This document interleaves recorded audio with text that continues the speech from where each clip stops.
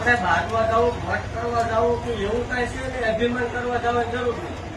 પણ એ ડોક્ટર તમારો ડોક્ટર એવું કહેતો હતો કે આજીવન સરકાર તમારે નહીં થાય.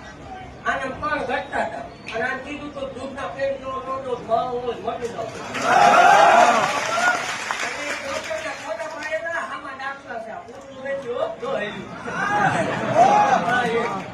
ભલામણ હત્યા કરનારી મેળવે બોલે કરતા બાળ પગે ગરબેડી મેળવણીનું તીર કોઈ